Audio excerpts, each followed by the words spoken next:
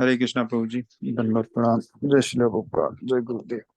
Full Nimai Prabhu, then would pranam Jai Srila Prabhupada and Gurudev. हरे कृष्ण प्रभु जी, दंडवत प्रणाम। Then would pranam Mataji, Jai Srila Prabhupada.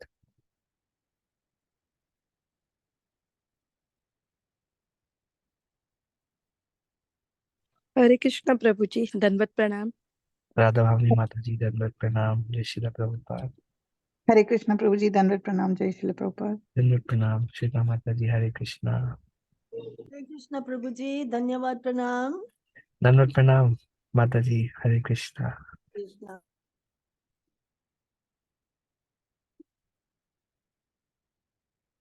I'm just opening the presentation now.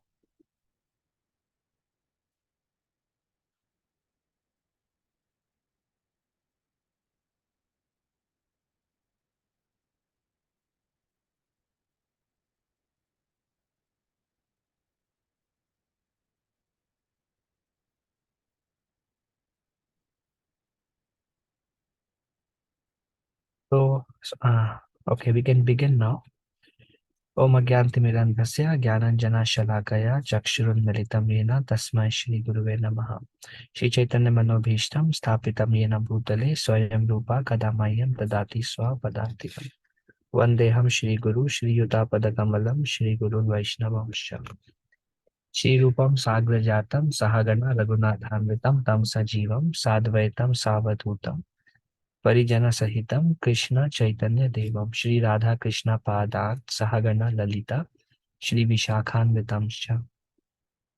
He Krishna Karuna Sindhu Dinabandhu Jagatpate Gopesha Gopika Kanta Radha Kanta Namastate Tapta Kanchana Gaurangi Radhe Vrindavaneshwari Vrishabhanu Sute Devi Pranamami Haripriye Vanchakalpa Tarubhyascha Kripa Sindhu Me Evacha Patitanam Pavanebhyo Vaishnavebhyo Namo Namaha.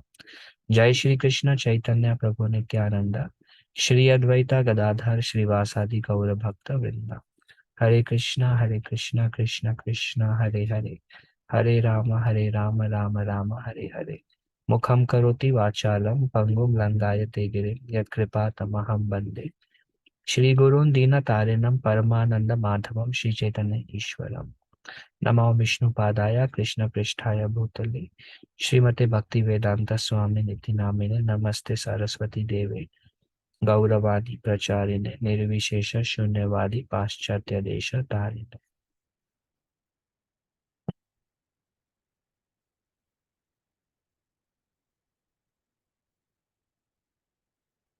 Is my voice okay, clear?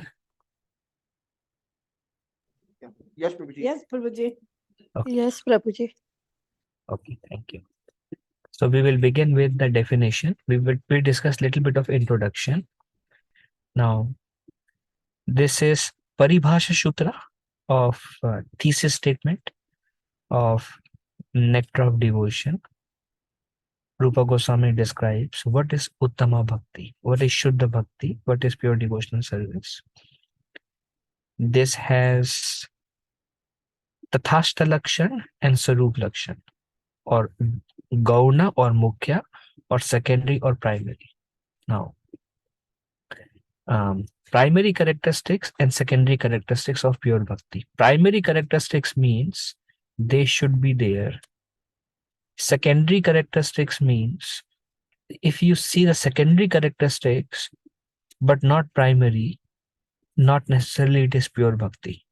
But if you see primary, that secondary sometime may be there, sometime may not be there. Secondary means is auxiliary. Primary means this is a must for Shuddha Bhakti. Now, we know the verse Anya Bilashita Shunyam Jnana Karmadi Anavritam Anukulina Krishnanu Shilana Bhakti Uttama. So secondary is Anya Bilashitam Shunyam, free from material desires, or the only desire is to please Krishna. Or Anya Bilash, there is no Abhilash. There is no personal motivation.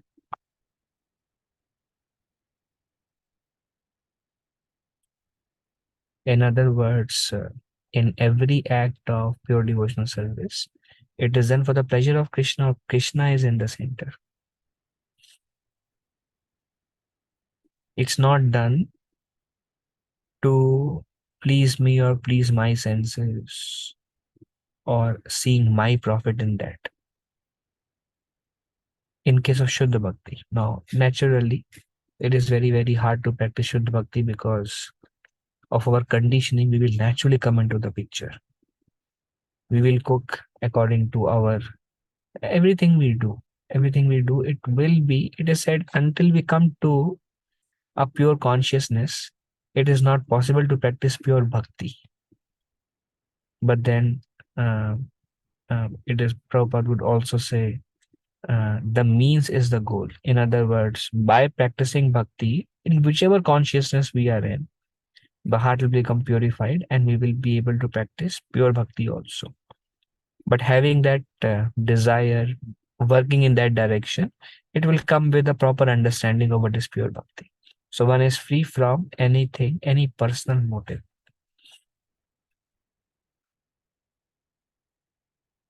Okay. Then Jnana Karmari Anavritam, not covered by philosophical speculations. Gyan means Jnana Karma Adi. Adi means remaining.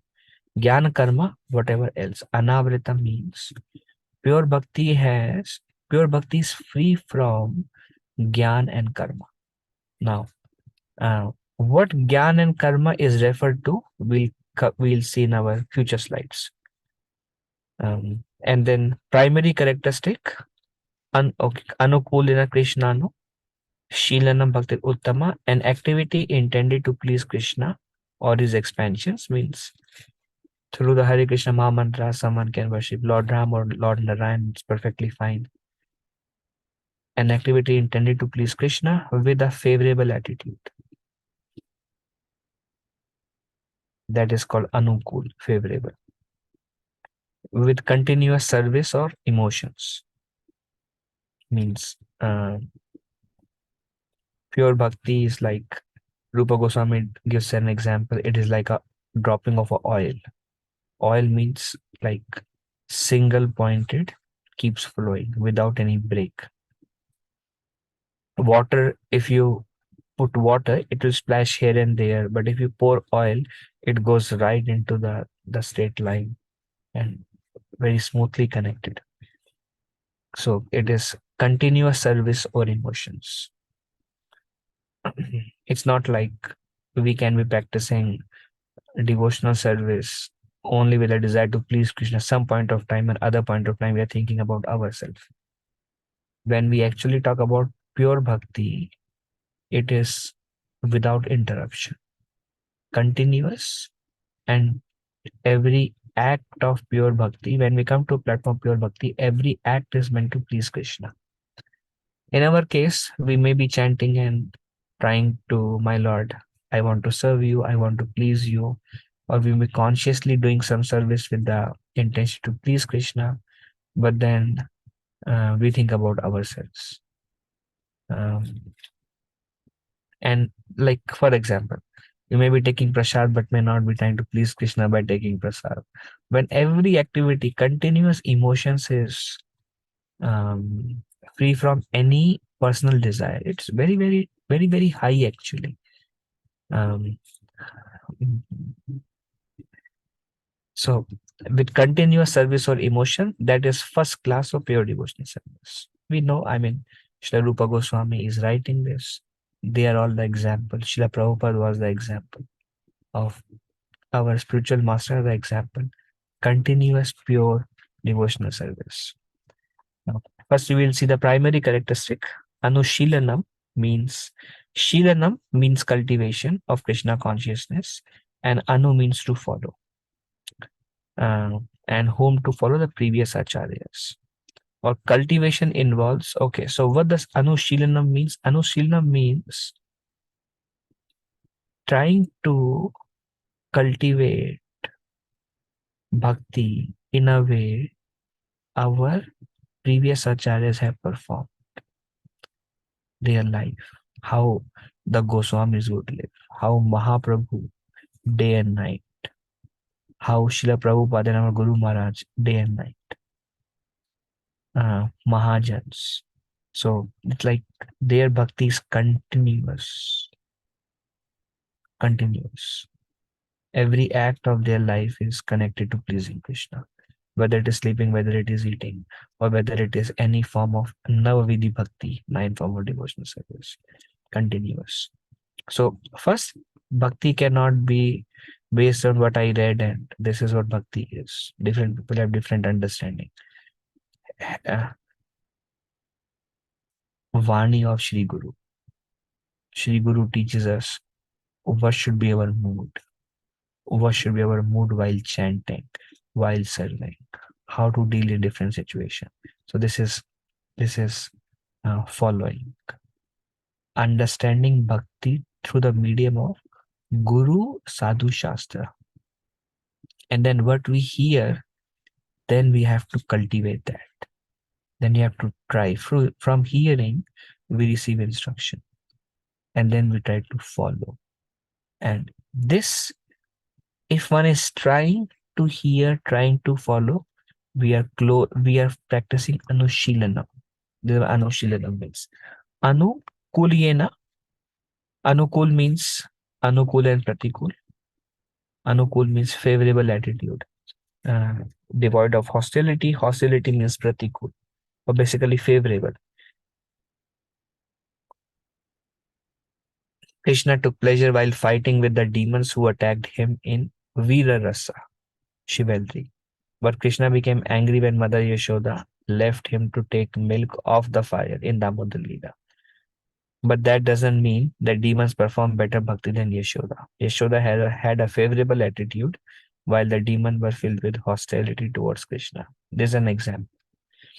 Like Krishna sometimes takes pleasure in fighting. Like Krishna fought with Hiranyakashipu, or many demons Krishna fought, and they may give some pleasure by giving a good fight to Krishna. And Mother Yashoda actually made Krishna, like he was drinking milk. She took him off. He was upset. He was angry. But that does not mean that demons are better devotee because they gave pleasure and Mother Yashoda made Krishna angry. Because Mother Yashoda did not have any hostility or envy. Mother Yashoda she put Krishna down also for the pleasure of Krishna. So this is an example of Anukul. Anukul plus Krishna Anushilana means attitude and action. Or in other words, following the instructions of our Shri Guru Parampara. Whatever we hear, trying to cultivate that and doing that in a favorable way to please Krishna.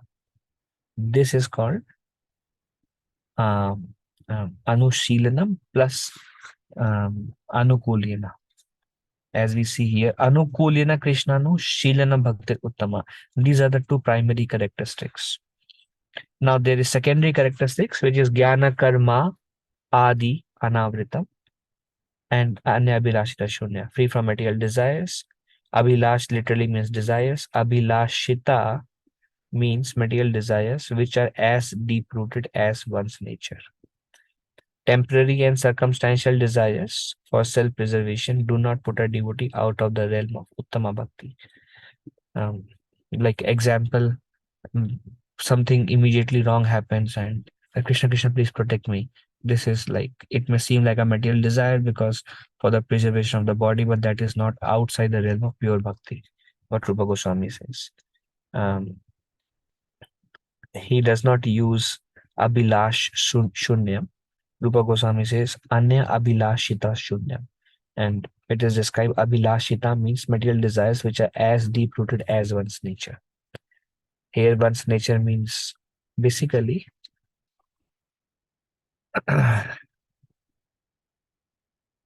even if we want to practice Shuddha Bhakti,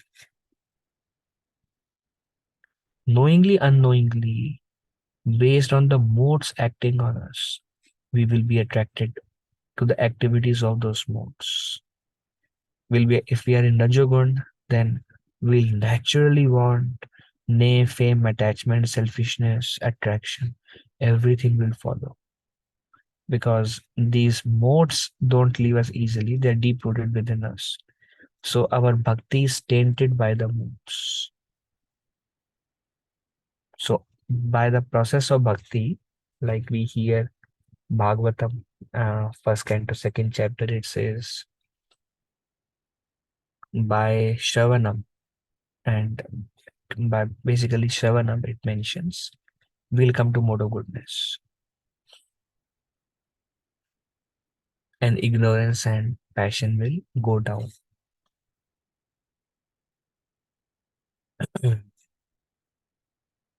And when we come to goodness, then those material desires which are impelled by passion, ignorance will also go away. So that's why that deep rooted means, even if I want to practice Shuddha Bhakti, inherently the modes will bring the desires that are coming from the modes. That's why it said they are deep rooted. And I'm sure we all have our own experiences. So when that becomes zero, which is only possible when we become transcendental to the three modes, then bhakti will be natural for us. And then it's just bhakti itself has to purify Chetudarpana Marjana.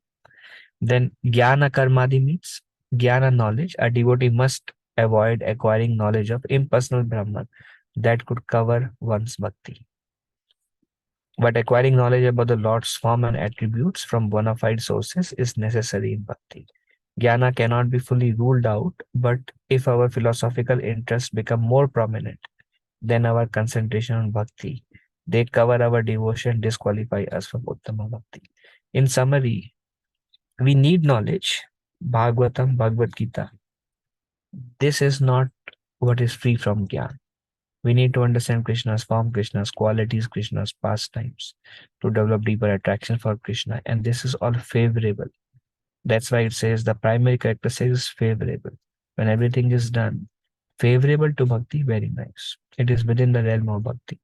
But Gyan, which with some people, I met one person just now. He was chanting 16 rounds, very sincere devotee.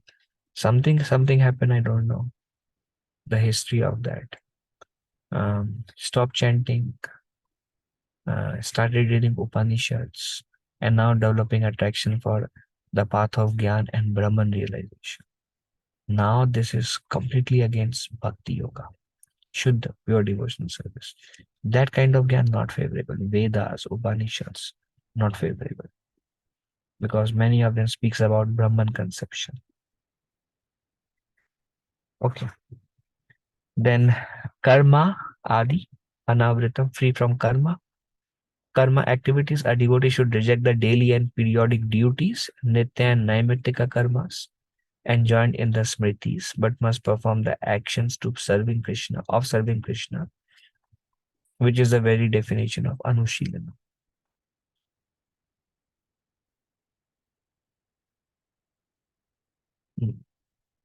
There is something called bhakti karma. Bhakti karma means if our karma is done only for the sake of pleasing Krishna. For example, I am washing pots for Krishna, or I am working for the sake of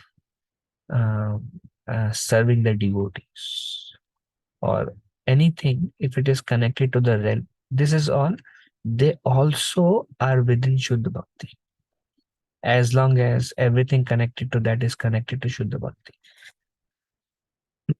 Buying groceries for Krishna. So the karma is there. Prabhupada also says bhakti does not mean inactivity, it means practical activity. Means karma is there. Free from karma is not possible, or not desirable. We are not like yogi is going to the mountains and doing sadhana. Karma is there, but it is only centered around pleasing Krishna. With that mood, with that intention, when the bhakti is done, specifically, even everything includes some activity. Any devotional service includes some activity. So basically, karma is there, but this is, yeah, okay. I think it's clear. Adi and so on, indulgence in practices such as sacrifices, vairagya, yoga, sankhya, are obstructions to uttama bhakti. One must avoid them. basically dry renunciation, mysticism. Anavritam, not covered by. Definition of Uttama Bhakti forbids only those types of Gyan and Karma that conceal Bhakti. But Gyan and Karma that are favorable to Bhakti must be accepted. And that's why they are all also considered as secondary characteristics of Shuddha Bhakti. For example, performing Nitya Karmas with faith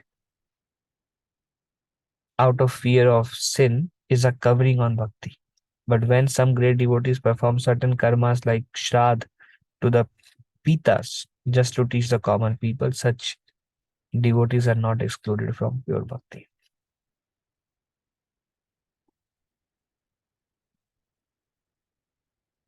Means there is no other emotion while performing any karma other than to please Krishna, not out of fear of sin, not out of any other reason, not out of some personal benefits, not out of not out of any. It's not, karma is not done for any material desire, but it is done only for pleasing Krishna. Then that is included in pure bhakti. One example is you do certain karma like Shraddh ceremony for the sake of teaching people anything. I mean, that's their secondary characteristics. Primary is hearing from Guru, cultivating what we have heard from Guru, and practicing bhakti in a way that is favorable. Secondary is any activity which is unfavorable or which is not meant to please Krishna, or any knowledge which is not directly connected to serving or pleasing Krishna, free from that, and free from the three modes, and free from any material motives that come from the three modes. This is a definition of pure bhakti. This is another definition from Narad Muni, from Narada Pancharatra. Sarvopadhi vinirmukta tat paratvena nirmalam rishikena rishikesha sevanam bhakti uchyate. Sarvopadhi vinirmukta means bhakti is devoid of all conditions, all material desires or all processes. Upadhi means I am this and I am that. Whether in bhakti or material, I am a professor, I am this, or I am a brahmachari, or I am a grihastha. These are all upadhis. Or I am a sannyasi, or I am a GBC. It can be any, these are all upadhis. Sarva upadhi means all the upadhi vinirmukta, free from that. Or in other words, which is done, it is compared to anya bilashita shunya. It is done in the consciousness that my constitutional position is I am servant of Krishna and trying to serve Krishna. Like Chaitanya Mahaprabhu says, Naham Vipro Nacha Narapati Napi Vaishna Shudro, Naham Varni Nacha Grihapati Navanistoritirva, Kintu Prodhyam Nikila Padmananda, Purnamrita Gopi Bhartur Padakamani or Das Das Anadas. Mahaprabhu says, I'm not a Grihastha Vanaprastha, Sannyas or Brahmachari, I'm not a Brahmana Kshatriya Vaishya Shudra. I'm only servant of the Lord of the Gopis. Gopi Bhartur Padakamani or Das Das Anadas. So this is like Brahmana, Kshatriya, Vaishya, Shudra, Grihastha, Vanaprastha, Brahmachari, Sannyasi. These are all called upadhis. So Sarva Upadhi Vinirmukta means bhakti is done in our constitutional position, which Mahaprabhu describes as Jivara Swarupa Krishna Nityadas. Upadhi is a material designation, and upadhi or any other designation is concomitant or together with a material desire. That's why it's anya bilashita shunya is compared. Then tat paratvena, it should be done to please Krishna, taking him as the highest object in a like very pure form, refer to anukuliyana. Nirmalam means unobstructed by other processes, which refers to jnana karmadi anavritam. So basically, Rupa Goswami is defining all these definitions, and Rupa Goswami gave his definition, which is Anya Bilashita Shunya. And then he's supporting from Bhagavatam, Narada Pancharatra, which were written before Rupa Goswami, and how all of them, through all the various definition of bhakti, he took from Gita, Bhagavatam, and other scriptures, and then he concised it, Rupa Goswami, and gave his definition, which is kind of sum and substance of all the bhakti definition, which is what we discuss, Anya Bilashita Shunya. Nirmal means only bhakti, Shuddha bhakti, nothing else. And Rishikena, Rishikesha Sevana Bhakti Luchyate. Rishikesh, bhakti is defined as service done by one senses to the master of the senses, Krishna. Rishikesh means Krishna. Rishikena means, Rishi means also senses. When we use our senses in the service of Rishikesh, the master of the senses, that is bhakti. Sevana means serving, engaging the senses in serving Krishna. All this together is called bhakti. So bhakti means pure, not contaminated by other paths, free from all material designations or upadhis, but only done as a servant of Krishna, and tatparatvena, and it is done for the pleasure of Krishna. And it uses our body, mind, and activities, which is actually anushilana. We discuss anushilana means cultivation by following the predecessors, and that cultivation is done through body, mind, and senses. So when the body, mind, and senses is Rishikena, Rishikesha Sevana, that is what it means, is Anushilanam. This is Uttama Bhakti. So in this way, how they both match. Then this is from Bhagavatam, Ahituki Apratihata Siddhati. So Bhakti unto Krishna is without cause or without material desire or desire of any kind of liberation. Ahituki means causeless. Ahituki. And apratihata means continuous. And we saw apratihata means again Krishnanu Anushilana. We discussed continuous emotion in Shuddha Bhakti. That's apratihata. And ahituki means causeless. Okay, why are you performing bhakti? What do you want from bhakti? Well, I want bhakti because I want to please Krishna. I want to serve Krishna. But what do you want in return to service to Krishna? I just want to serve Krishna birth after birth. But what do you want in return? In return, I want more continuous engagement in service to Krishna. Prabhupada says, we were discussing today also, meaning of Hare Krishna Maha Mantra, my Lord, please engage me in your loving devotional service. O Radha, O Krishna, please engage me in your loving devotional service. Mahaprabhu said, Mama Janmani Janmanishware, Nadanam Na Janam Na Sundare, Kavitam Vajagadisha Kamani, Mama Janmani Janmanishware, Bhavatat Bhakti Ahituki Tvai. So Mahaprabhu said, what do I want? Birth after birth, please keep me engaged in your service. What do you want in return? My Lord, बताया ना आपको, birth after birth, please keep me engaged in your service. Lord Vishnu also says to Indra that my devotees, they don't want anything.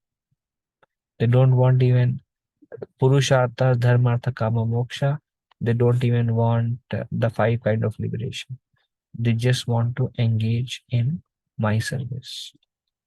So again, so this is, Bhagavatam is describing ahitukiya pratihata, that can completely satisfy the self. Narad Muni has given his definition. Then there is avyavahita. Avyavahita. Bhakti is not contaminated by karma or jnana. Yeah. Means again, tat paratvena, pure. Only bhakti. Bhakti. Excellence of pure devotees. This is a verse. They do not accept Narayan's speech. They do not accept liberation like Salokya, Shrishti, Sarupya, Samipya, or oneness, which is Sayujya with the Lord, even if he offers them in preference to serving him. Such excellence of devotees reveal the purity of Bhakti Yoga, the highest object of human pursuit, or the essence of everything is serving Krishna favorably under guidance of Mahajans. without any ulterior motive, for the pleasure of Krishna.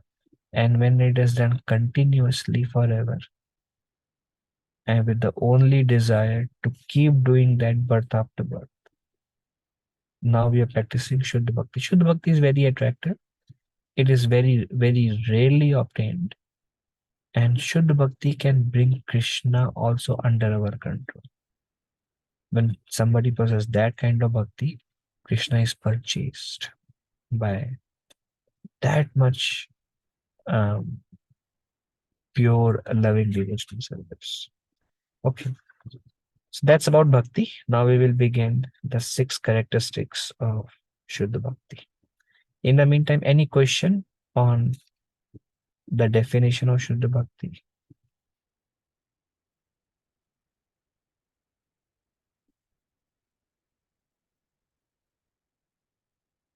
All right.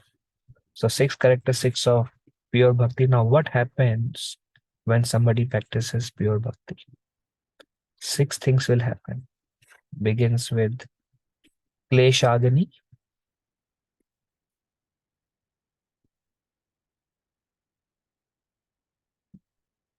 Klesh means suffering. And Agni, Klesh Agni means destroys, burnt. All the material sufferings over. Full stop. That is called Kleshagni. When somebody takes to sadhana bhakti, takes to bhakti. Now, these 6 characteristics, all of them manifest when somebody practices pure bhakti. But when somebody practices sadhana bhakti, which is not purified, which is with the modes, first 2 benefits will be there. Somebody practices bhava bhakti, first 4 characteristics will be there. Somebody practices prema bhakti, all the 6 characteristics will be there. Subhada, Shubha means auspicious. Subhada means bestows auspiciousness. What kind of auspiciousness bhakti produces, we will see in the future slides. If somebody is practicing like chanting 16 rounds, following Guru's instruction, material suffering will go down. We can also see somebody who is not practicing bhakti, material world is a very disturbing place of suffering.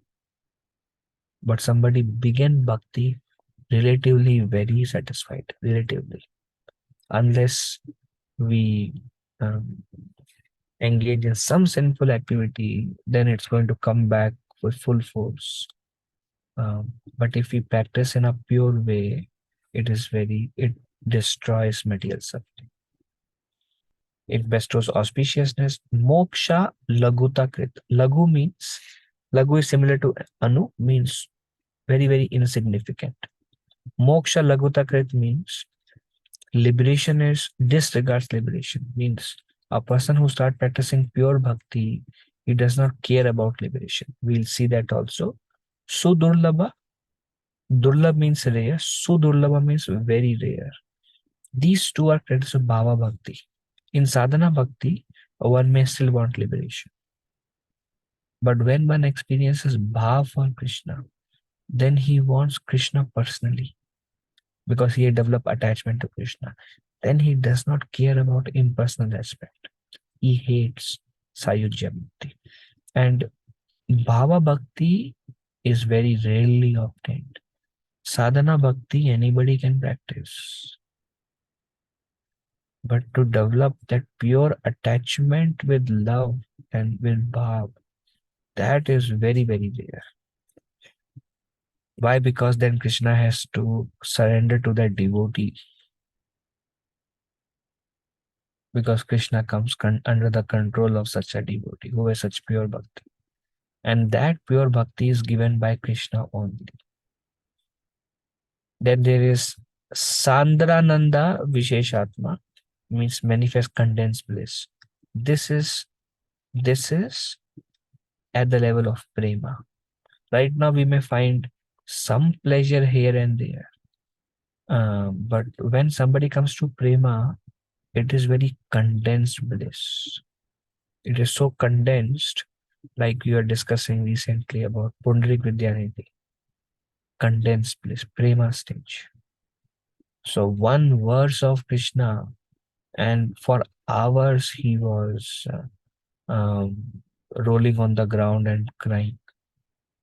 And in order to hide his emotion, he wear tuxedos, eat in silver plates. He has to do so much just to not remember Krishna. Otherwise, one instance of Krishna bliss is so condensed that just they better avoid it. Sukadev Goswami better avoid speaking about Radharani and other Brajvasis, because if he speaks, he may go into such condensed bliss and faint that he will not be able to speak Bhagavatam to Maharaj Parikshit. This is not possible for us. We cannot relate to it. But this is at the stage of prema. Bhava Bhakti itself, the characteristics is rarely obtained. Prema Bhakti is like very, very, but that's the goal. Mahaprabhu says, higher than the Purushartha, Dharmartha, Kama, Moksha, Prema Pamartha Mahan. And then Sri Krishna Karshani Chasa attracts Sri Krishna. Krishna is attracted even at Bhava Bhakti, but this Prema Bhakti brings Krishna fully under the control. Then devotee may say Krishna dance and Krishna will dance. Supreme Absolute Truth comes under control to that level. That whatever the devotee say, dance, dance, go there, go here. He can dictate and Krishna follows. And these Vrajvasis have that. And they can, and associate of Chaitanya Mahaprabhu had that. They can do anything with the Lord they like. So last two are prema, third and fourth is still at bhava, first two even at our level. When we begin bhakti, material suffering is destroyed.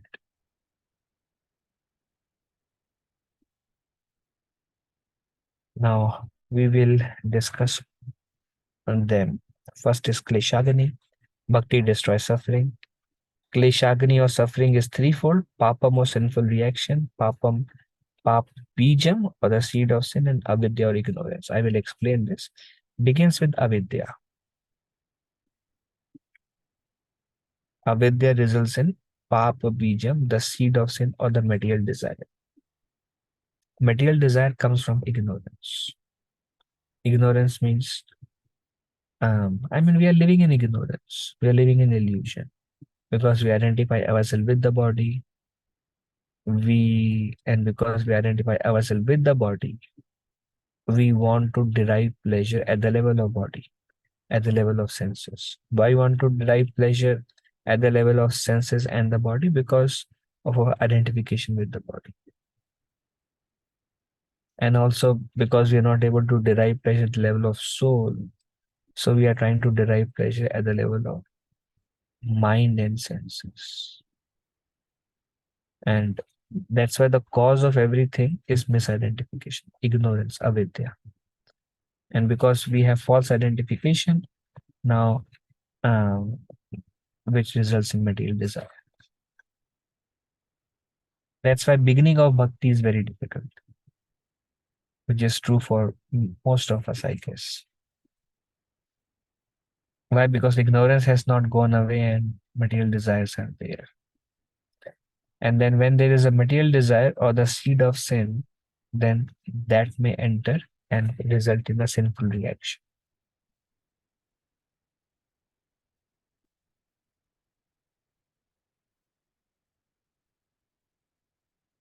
Two ways it can be seen. One way is that desire is there, and then when we perform the sinful activity, then the seed is sown and then it fructifies. And we see the reaction after some time. And then that leads to klesha or suffering. And another way that it can be seen is sinful reaction results in further intensifying the material desire. Or in other words, the reason we have a material desire is because of past, is the reaction of our past sinful activity. What we did in the past, now there is such a strong desire for material enjoyment. And the root cause of everything is avidya. And even at the stage of sadhana bhakti, this will be destroyed. What is almost impossible without bhakti? See, when we are not practicing bhakti, we are not very pure souls, product of Kali Yuga. Some of us in the past may be breaking some regulative principles also. And to come out of those bad habits that we were in earlier would have been or were almost impossible.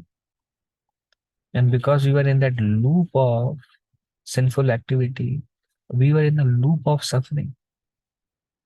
But when we begin sadhana bhakti also, we can very quickly, maybe few months, we can very quickly give up sinful activities. And sinful desires may remain, but then we tolerate. And slowly, because we tolerate, we don't commit new sinful activity. At least we try our best. Most of us, I believe, suffering stops.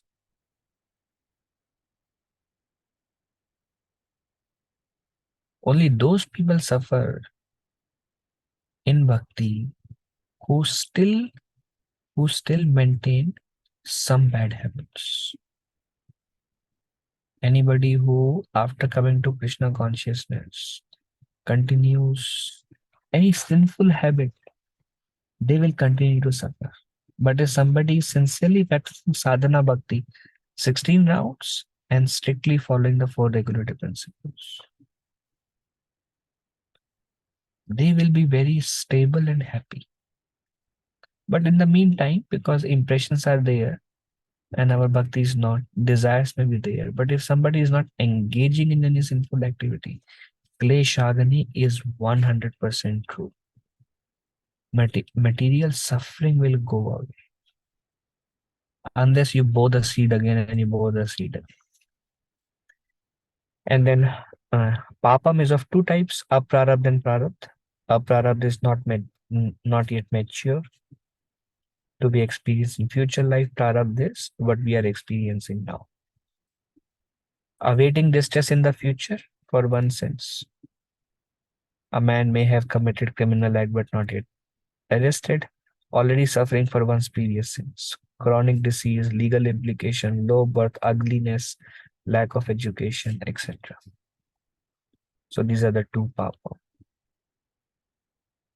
Any sinful activity, seed is born, and it's like waiting now. Once seed is born, it will gradually fructify and result in papa and result in klesha.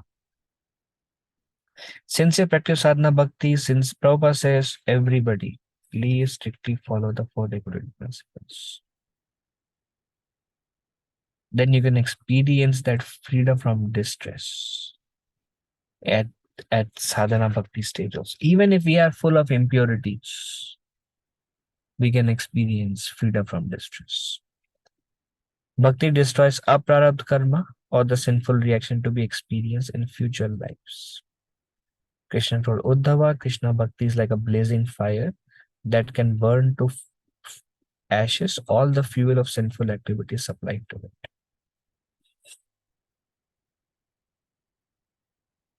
I mean, I'm sure we have committed many sinful activities in the past. But even without our knowledge, all the reaction of that by sincere practice sadhana bhakti destroyed. Bhakti destroys prarabdha karma, or the sinful reaction to be experienced in the present life. The sinful activity in one's past life result in a reaction by which one could attain a low birth, durjati, in the family of dog eaters. It is a prarabdha sin which makes one disqualified for performing Vedic sacrifices. But by bhakti and chanting the names of Krishna, Even such a low-born person is elevated to the stage of performing Vedic sacrifices. This is one example coming from Mother Devahuti, that even a dog eater can worship the deities. Dog eater, one is a dog eater because of his past sinful activity. That's why he was born in such low birth. But then if he chants and hears, perform bhakti, he can come to the stage of Brahmana and perform the activities of a Brahmana. So the prarabdha, what he's suffering right now, that also is nullified. This example is given. Bhakti destroys both aprarabdha and prarabdha karma. A devotee's happiness or distress are due to good or bad karma, are not due to good or bad karma, but due to bhakti itself. Happiness is one of the incidental results of bhakti. Again, first line, a devotee's happiness or distress are not due to good or bad karma, but due to bhakti itself.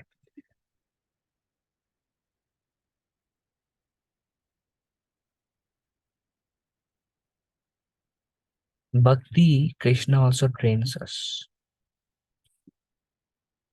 It is also said that our karma becomes the property of the Lord. The Lord owns our karma.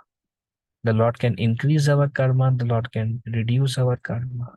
The Lord can manipulate. The Lord can do anything independent of what is our past. Whatever it takes to help us grow in bhakti. When we do something which is unfavorable for bhakti, Krishna brings suffering there.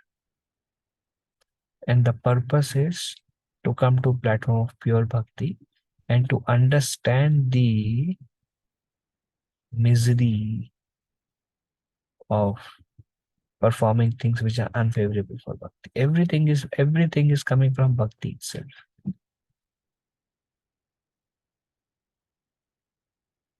This is very interesting because we see that Yani Kani Cha Papani Brahma Hatya Dikani Cha. By offering water to Tulsi, even the Brahma Hatya is nullified.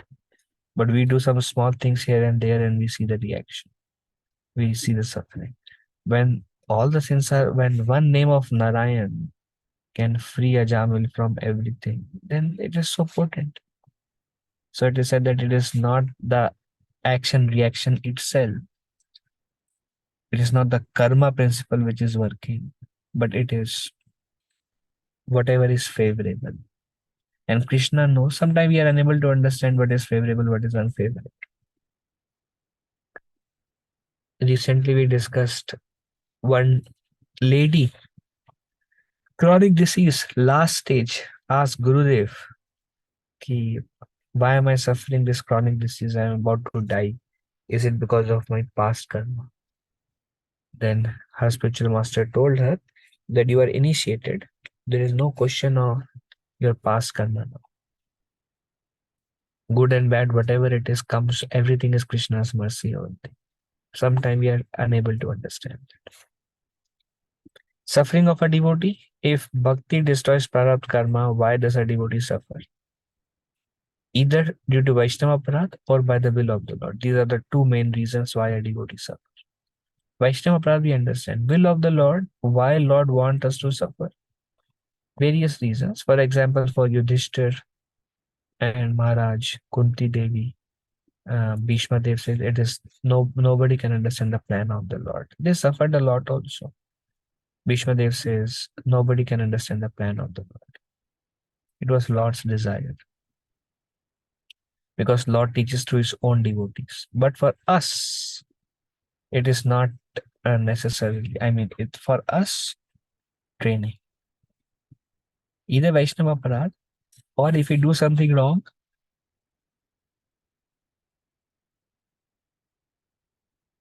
suffering impels us to be more sincere in our bhakti.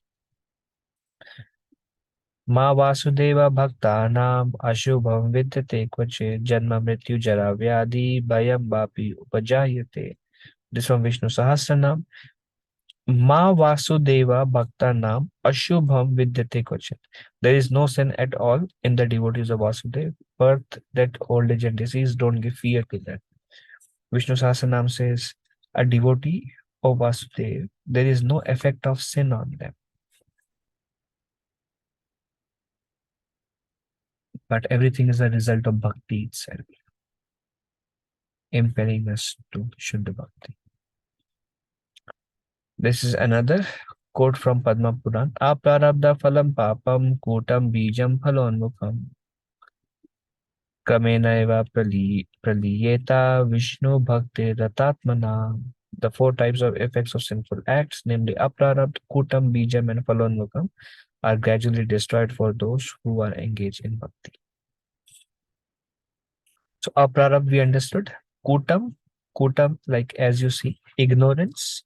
You see in the graph, in the picture, ignorance results in sinful desire.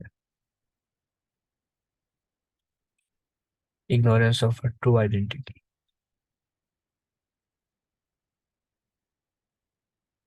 And when we try to derive pleasure at the level of body and mind and senses, because of not understanding who we really are, ignorance of our true identity,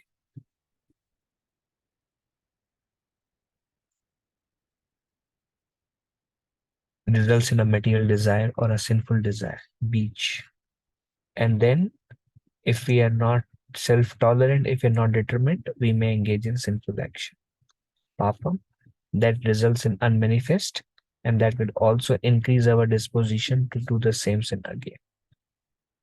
And that disposition to perform the same sin, as we saw, whatever desire we have is because of the disposition from the past.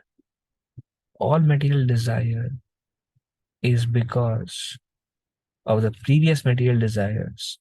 The reaction of those is now we have a strong inclination toward these material desires.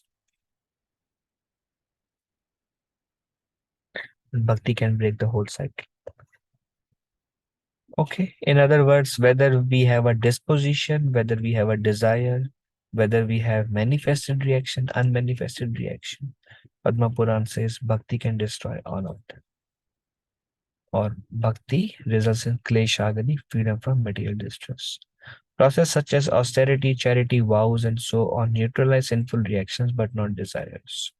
But if one serves Krishna's lotus feet, one is quickly free from all sinful desire. Example of elephant bath, we know he can purify himself, again put dirt on him. One can become free from sinful reactions by secondary processes, but then one, because the desire is there, one will commit sin again. And disease due to excessive sex life, Prabhupada says, one will become diseased, AIDS or whatever used to come or whatever may be coming nowadays, I don't know. And one may become cured through doctors and other things. But then because the desire is there, one will again engage in those activities and the disease will come back. But the process of bhakti is that desire itself go away. And how that happened? Because all desires come from the mode of passion, ignorance. All sinful desires, passion and ignorance. Goodness is in knowledge. All sinful desire comes from passion and ignorance.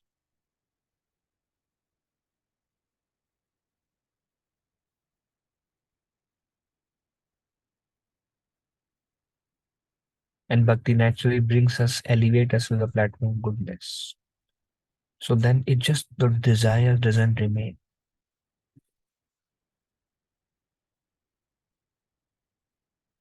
Bhakti turns avidya by the vidya. Bhakti burns avidya by the vidya that appears by itself by the practice of bhakti.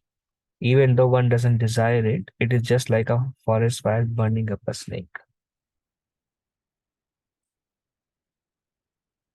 Bhakti that appears by itself, but even though one does not desire it.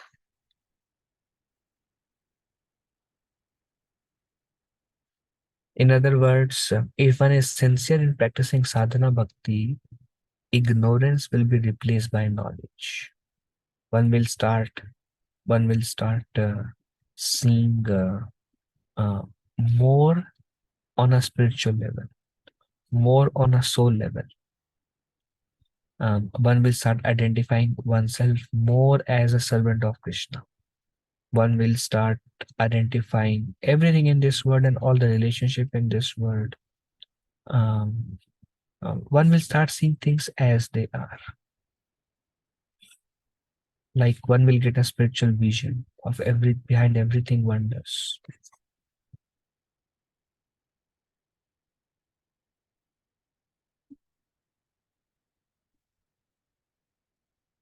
And this will happen naturally. This verse, Shinvatam Swakata Krishna Purnashravana Kirtana Hriday Antasto Yabhadrani Vidunoti Suhurit Satam. Everything undesirable, all the material contaminations are automatically purified when one develops attachment to hear about Krishna. Lot of importance of Shravanam. Hearing will bring us to goodness very quickly. Hearing, Shravanam. Will remove avidya very quickly, will give us strength, determination, make us strong. Okay, so that was about Kleshagani, how bhakti destroys all the suffering. Subhada, bhakti bestows all auspiciousness. Bhakti bestows 4 types of auspiciousness. One is benefits everyone. One is attract everyone. One is bestows all good qualities. Gives superior happiness and other items. This is the opinion of wise people. Example, Jarikanda forest. Chaitanya Mahaprabhu, when he went to Jarikanda forest, benefits everybody. The lion were benefited. So bhakti is all auspicious. Even sadhana bhakti all auspicious. You go out for Sankirtan, you give a book. You chant while walking or you chant while sitting. It is auspicious for everybody, for ourselves, for others. Attracts everyone. We see when Kirtan was going on, everybody is attracted. Everybody has some feeling, some attraction. In Mahaprabhu's case, we saw all the lion, deer, they came, they started embracing each other. Everybody was benefited, everybody was attracted by Mahaprabhu's Sankirtan. Even a sadhana bhakta, just performing 16 rounds, becomes very attractive actually. People who don't want to be around you, once you start chanting 16 rounds, now people like you very much. Actually, a devotee is actually like a magnet. He attracts everybody generally. So attracts everyone, benefits everyone. Anybody comes in contact with a devotee will hear something about bhakti. Benefits everyone. Bestows all good qualities. Example of Megari, he was a hunter. Narad Muni, mercy. He gave up hunting, took up Krishna consciousness. Now his heart was filled with gratitude. He became very humble. He became non-violent. Now he cannot step over the insects also. And there is a verse also, Rupa Goswami quotes from Bhagavatam. Uh, all the qualities of demigods manifest in those who take up the path of bhakti. So these are all, everything is auspicious, all good. Bestows all auspiciousness. Everybody likes you. You benefit the whole world. You develop all the good qualities and you get a superior happiness. Most of the devotees had this experience that bhakti gives a happiness that we have never experienced before in our material lives.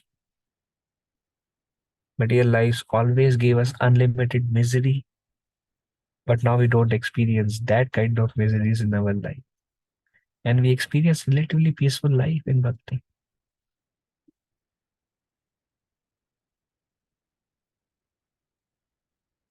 Bhakti gives happiness of 3 types, from material things, from Brahman realization, and from the Supreme Lord. In other words, somebody who is doing bhakti, materially also Krishna takes care. Krishna says, I provide what you lack, I carry what you have.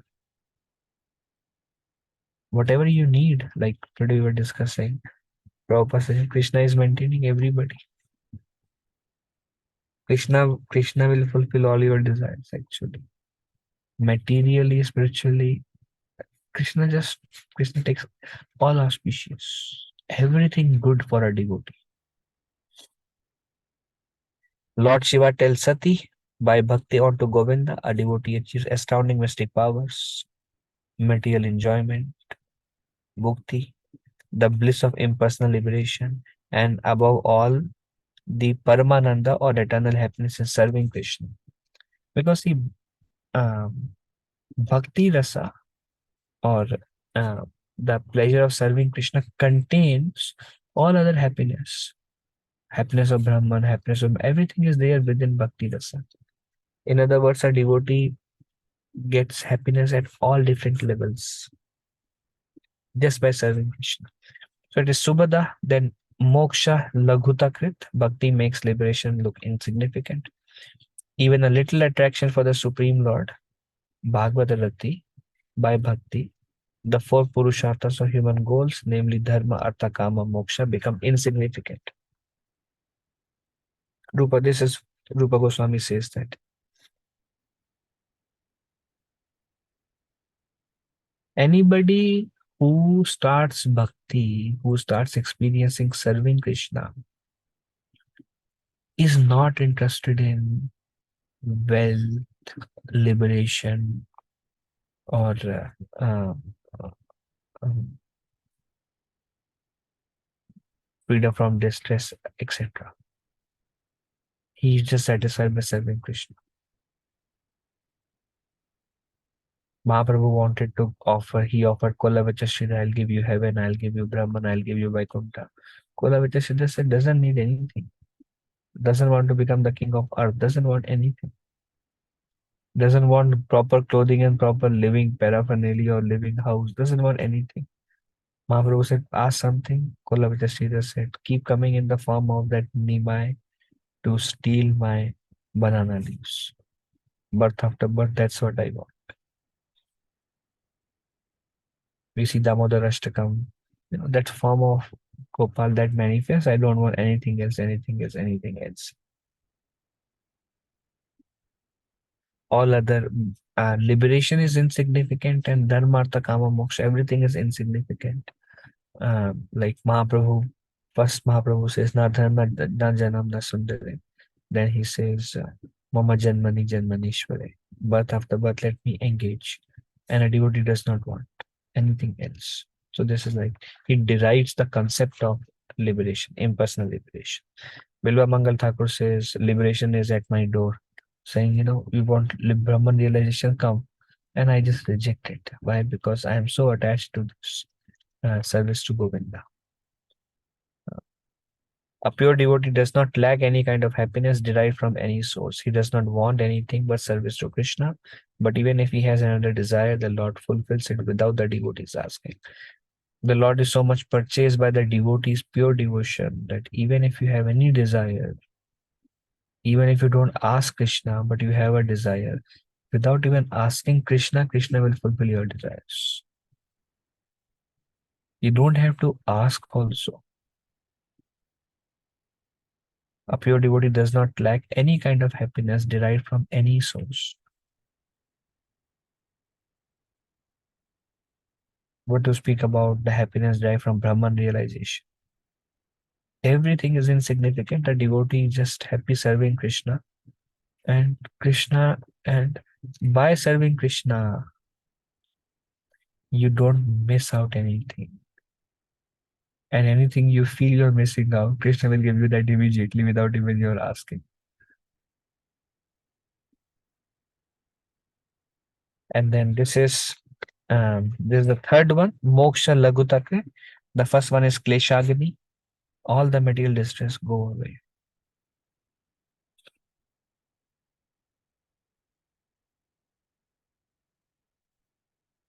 Whatever we are supposed to suffer because of so much sin we have done in the past, over.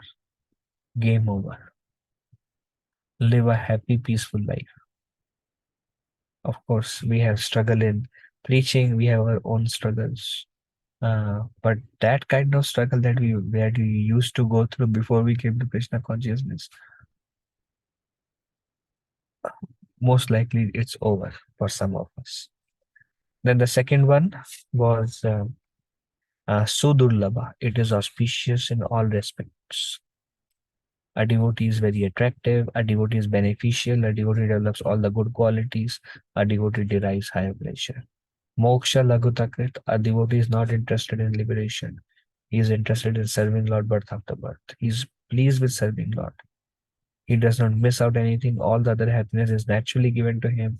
Any desires he has, without even asking, the Lord fulfills those desires. Then Sudurlabha, bhakti is rarely attained. Twofold rarity of Bhava Bhakti. One is sadhana without Ashakti, one is sadhana with Ashakti. I will explain this.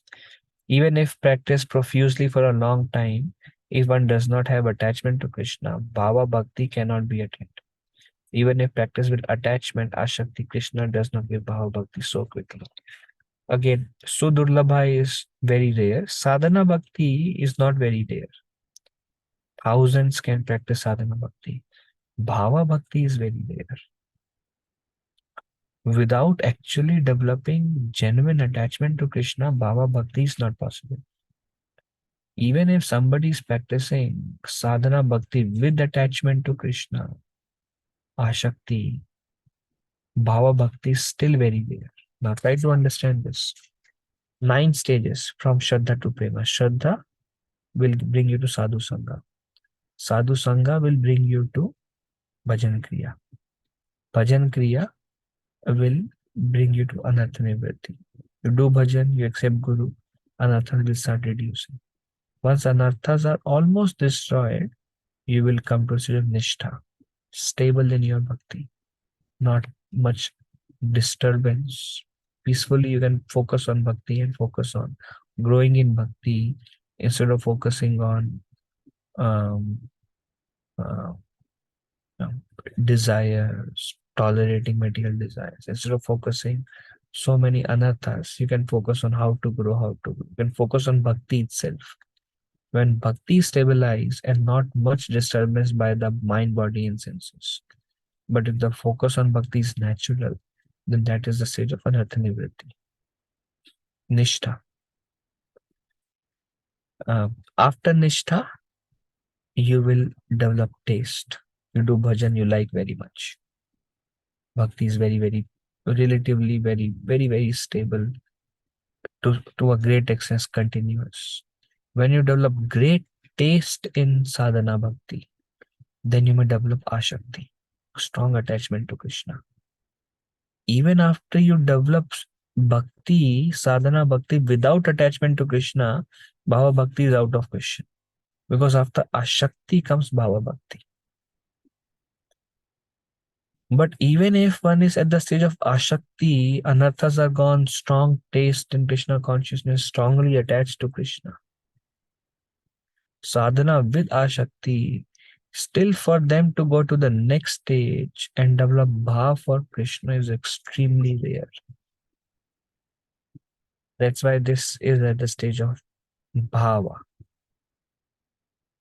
Why sadhana without ashakti again? Even if practiced profusely for a long time, if one does not have attachment for Krishna, bhava bhakti cannot be attained. Because before bhava bhakti, ashakti has to come now. Strong attachment. Before that, ruchi has to come. Before that, nishtha has to come. Before that, anarthas have to go away. It's out of question for those, even if they profusely practice bhakti, if they have not yet reached the stage of ashakti, bhava is out of question. It's in the middle. But somebody is practicing bhakti with ashakti, even to them, Krishna does not give bhava bhakti so quickly.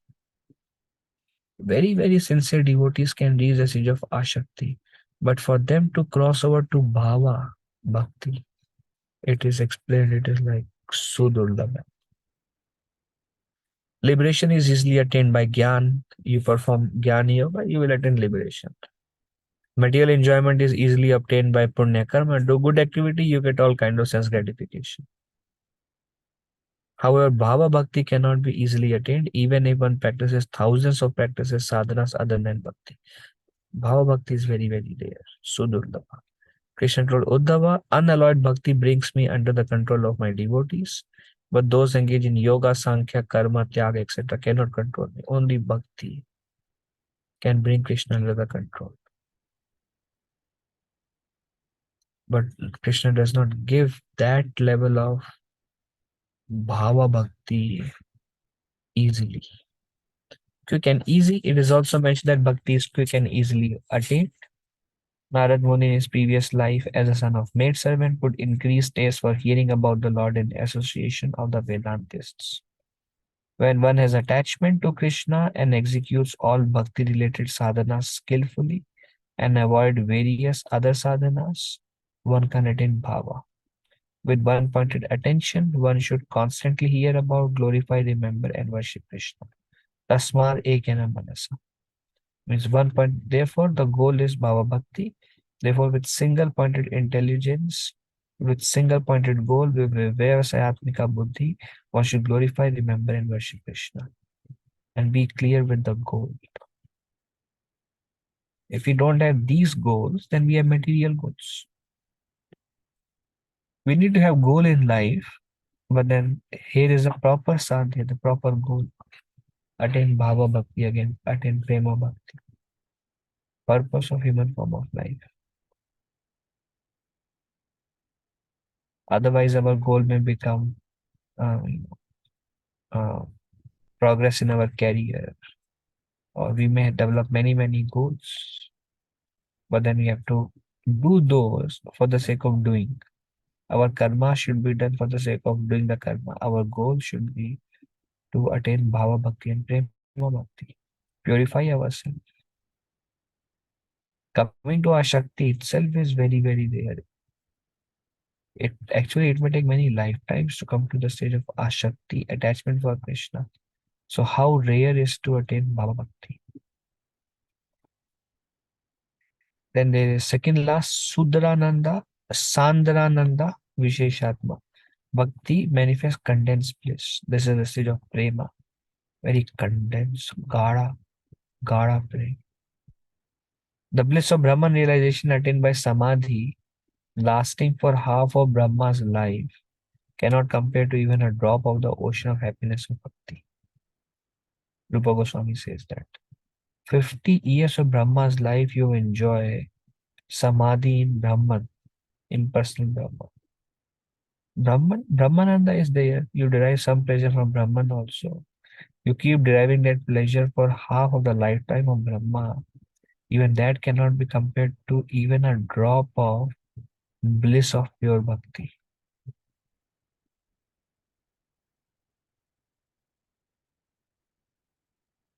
Very condensed, personal. This is example. Prahlad Maharaj to Lord Nrsimhadev. I am being merged in the ocean, in an ocean of transcendental happiness in your presence. I consider the happiness of impersonal Brahman as insignificant as the water in the hoofprint of a cow. Example of four Kumaras. When Prahlad came in front of Lord Nrsimhadev, the joy he derived from seeing Nrsimhadev in front of him, he said it is way more deep than the joy I may derive from Brahmananda. He was experiencing a special attachment, attraction, love, bliss when he saw Nrsimhadev face to face. The four Kumaras were also impersonalist, Brahman realized. But when they saw the form of Narayan and they smelled the tulsi coming from the feet of Narayan with sandalwood bulb, they were so attracted to form of Narayan, they gave up their conception of impersonal aspect.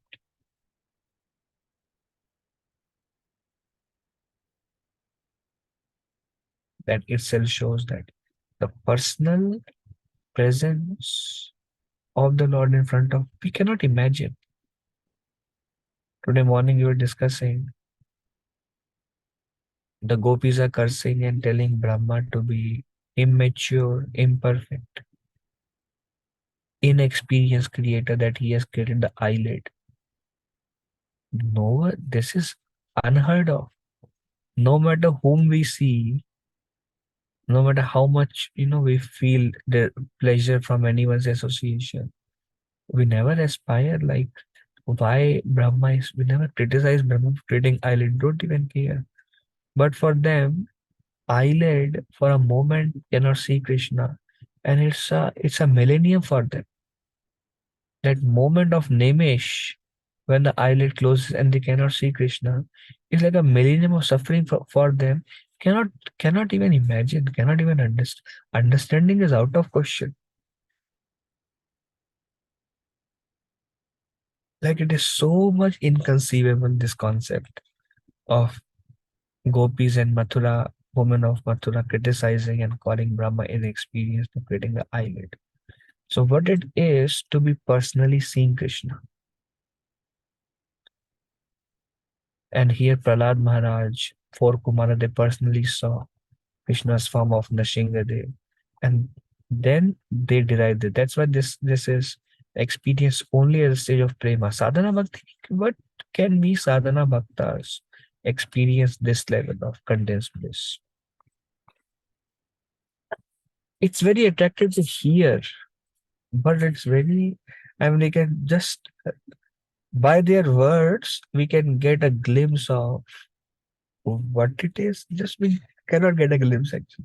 Cannot understand. And the last is Shri Krishna Karshani. Krishna Akarshani. Even Krishna is attracted. Bhakti attracts Krishna. Bhakti is called Krishna Karshani because it makes Krishna addicted to love. Prema, Prema Bhaja, Bhakti Bhaja, Prema Bhaja. And brings him under the control along with his associates. Priya Varga. Prema is attracted to him. Krishna and all the associates of Krishna will naturally be attracted to a devotee who has attained Prema. Anybody who develops Prema, Krishna will be pulled, all the eternal associates will be pulled to that devotee.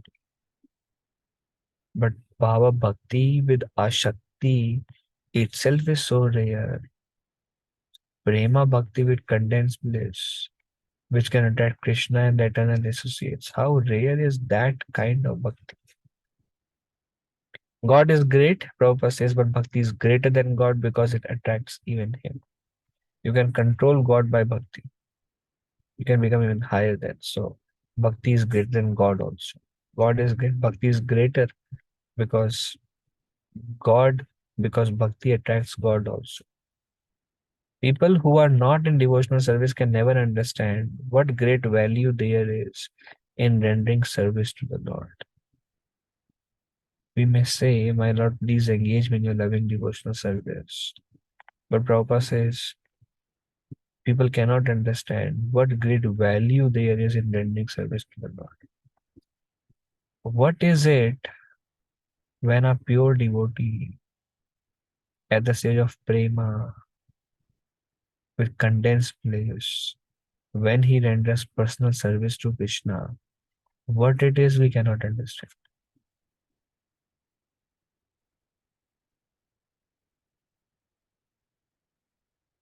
We cannot understand the pain of separation.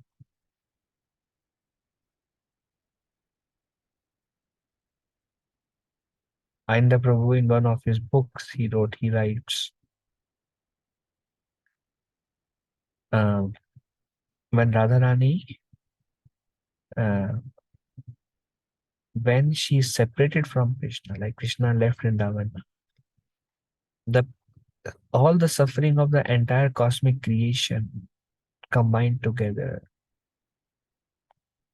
cannot equal the suffering that Radharani goes through in a moment of separation from Krishna. Cannot understand.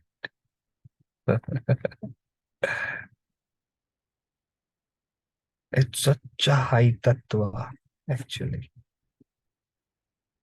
Srimati Radharani is called Madan Mohan Mohini. Prabhupada said, how great is her love that she attracted Krishna. We cannot even understand how great is the love of pure devotees who have developed condensed bliss in serving Krishna. So what to understand Radharani's love for Krishna? Beyond imagination. But we just understand she is Madan Mohan Mohini. First two qualities, belong to sadhana bhakti. First 4 belong to bhava bhakti, and the 6 belong to prema bhakti. So in this we have come to the end of the introduction, first chapter. Now we will start with the uh, second wave. Uh, so Prabhupada is giving us a glimpse to the characteristics of pure devotional service of we cannot understand how great is bhakti. So that's all. That's all we have for today. And anybody has any discussion, questions, comments, we can take now.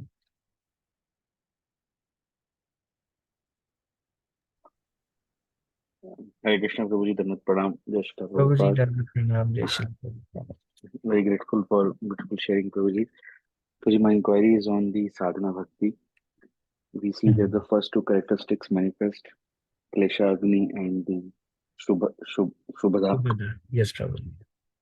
So, Prabhuji, when we say Klesha Agni and Shubhada, it's all auspicious. So, we understand that sadhana bhakti can destroy the sin even at the seed level, Prabhuji. Is it right, Prabhuji? Even This sadhana bhakti bhakti can destroy? sins even at the seed level. Yes, Uh, Prabhuji. so, Prabhuji, then when one becomes sinless even at the seed level, so it's very like in a way it's very nice, advanced like that way. So then, Prabhuji, we understand that even one becomes free of sin at the seed level, still Bhava Bhakti is not uh, granted, like it's not attainable that way. And we hear in the last that the Bhava Bhakti, even with attachment or without attachment, no question. With attachment, then also it's rare. So Yes. how Bhava Bhakti comes, Prabhuji, then? Very good. Yugal Kishore Prabhuji mentions, Prabhuji was quoting, I think one of the Maharaj Prabhuji said, Sadhana Bhakti to Prema Bhakti, oh sorry, Sadhana Bhakti to Bhava Bhakti, only Guru can have it.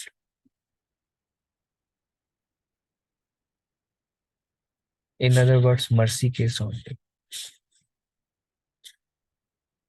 Lot of like, when Prabhuji sin level, I mean seed level, Anartha Nivritti, Sadhana Bhakti. Nishtha is also sadhana bhakti. Ruchi is also sadhana bhakti. Ashakti, one become attached to Krishna, still sadhana bhakti only. Bhava bhakti, now we cross sadhana bhakti. Three kind of bhakti: sadhana bhakti, bhava bhakti, prema bhakti. Ashakti is also a sadhana bhakti. Sadhana means practicing only. कोशिश ही कर रहे हैं, मिला नहीं अभी, कोशिश ही कर रहे हैं. Bhava bhakti means Goloka descends, Prabhu. Everything is revealed. Mildly revealed. We will discuss Bhava Bhakti in our very end classes of Nectar of Devotion. Nectar of Devotion will go, it will take some time, Nectar of Devotion. But it's like dawn, means you can almost see the sun. It's,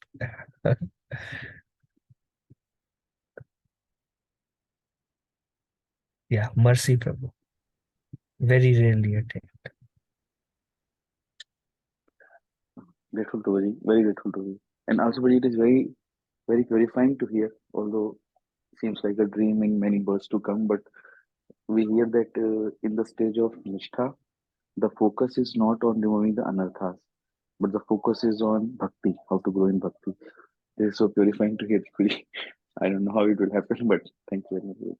Yeah, thank you, Prabhu. That was nice. Anything else? Any other question?